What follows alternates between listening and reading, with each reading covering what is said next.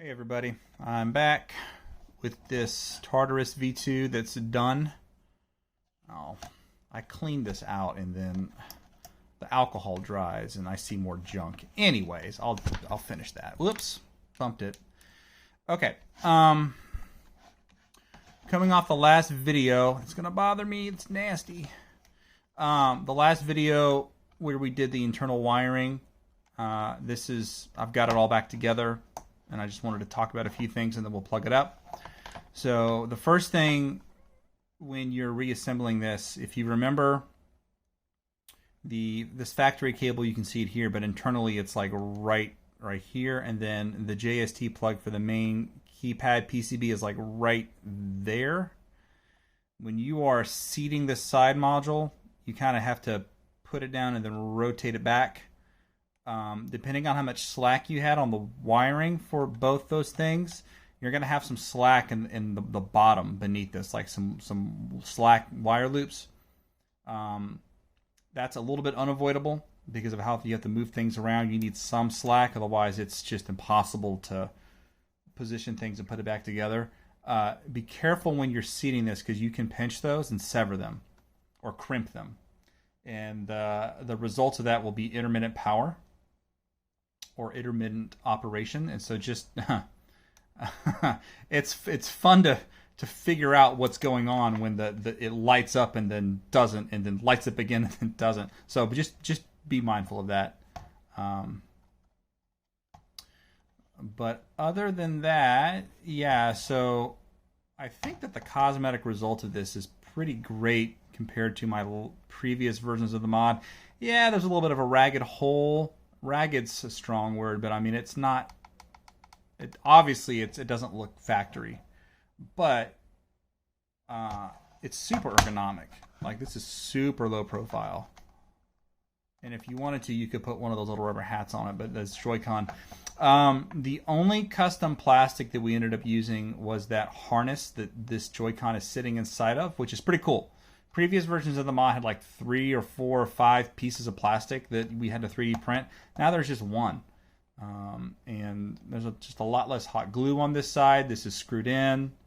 There's hot glue in here holding down wires and microcontrollers and stuff, but that's more to just keep it situated while you put it back together. Oh, the last video I talked about the microcontroller, me not being a fan of the fact that it didn't have solder points for the boot button, which is important for firmware flashing. So what I did was I oriented the microcontroller to make sure that I could expose the boot button through a hole in the bottom of the frame. And I did it in this spot because this is where this rubber foot's going to go. So this isn't going to just be exposed to the world. It's going to be underneath this adhesive rubber foot.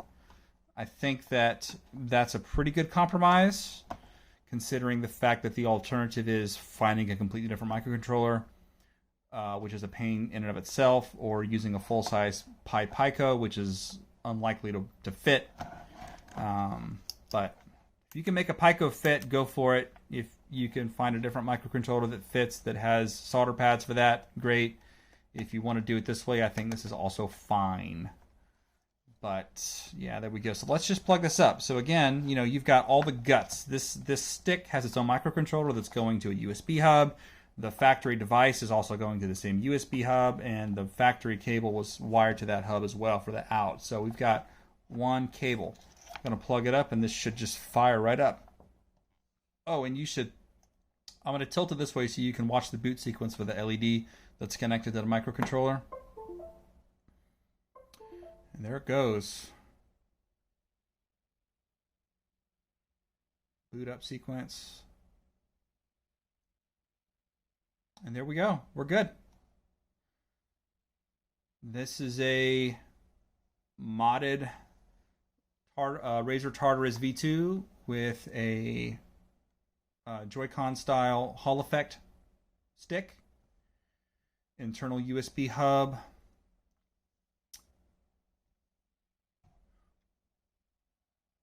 Nice and cleaned up. I don't know if y'all remember from previous videos that this thing was filthy when I got it. I took easily 30 minutes and wiped it down with a bunch of rubbing alcohol. So it's nice and sanitary now. And at the exception of that stick, it looks almost brand new.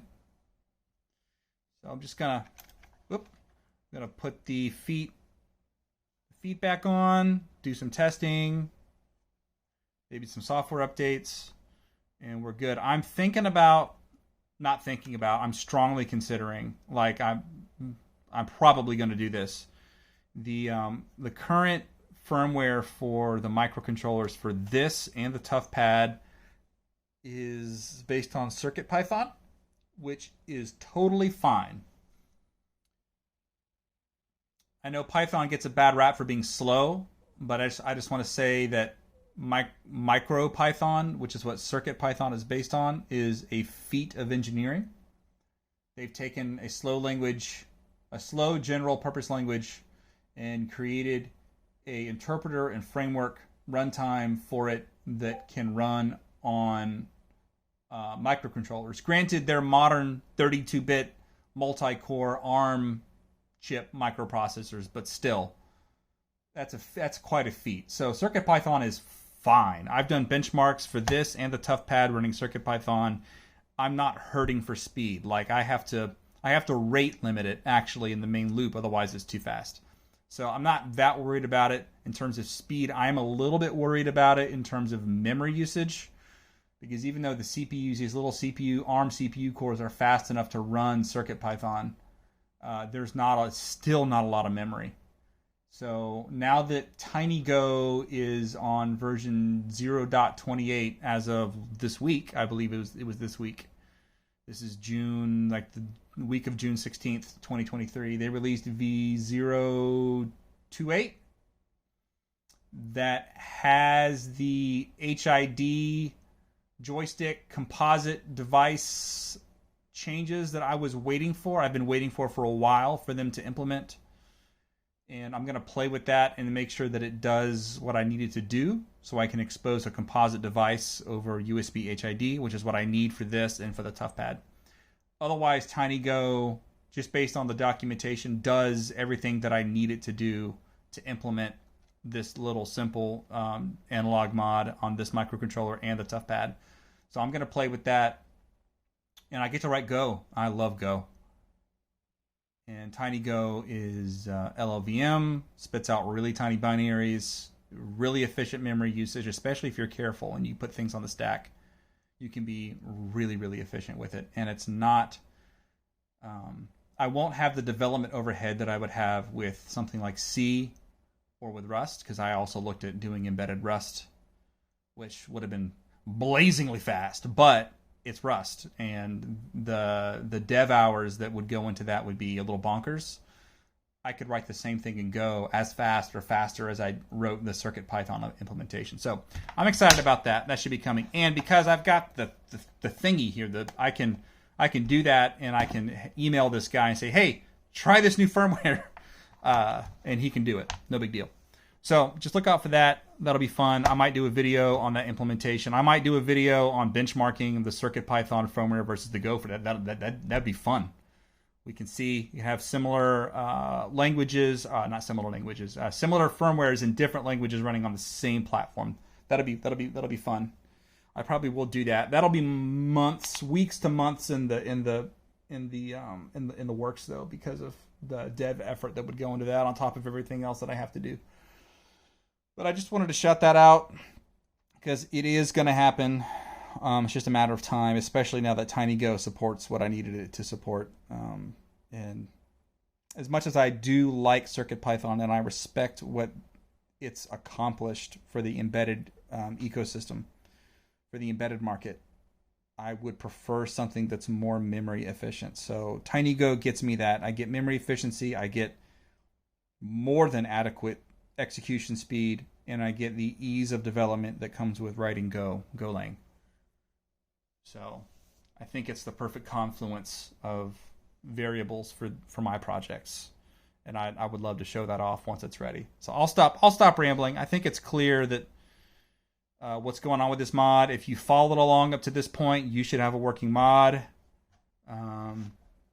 Even if you haven't purchased anything from me, you've not purchased any STLs or fabricated parts or a tough pad. If you want to try this, please ping me. I would love to talk you through it. Even if I make $0, I get a lot out of talking to people, collaborating, helping them. I get ideas from people that I would have never thought of just by talking to them. It's pretty cool. So yeah, please, if you want to do this, feel free to use these videos. Feel free to repost these if you need to reference it. Feel free to. This is common use in my mind. And please reach out. I would love to talk with you. I would love to talk with you if you want to do this. Anyways, we're just past 10 minutes. I'm gonna kill it. Thanks. Leave your comments. Give me your thoughts. Catch you later.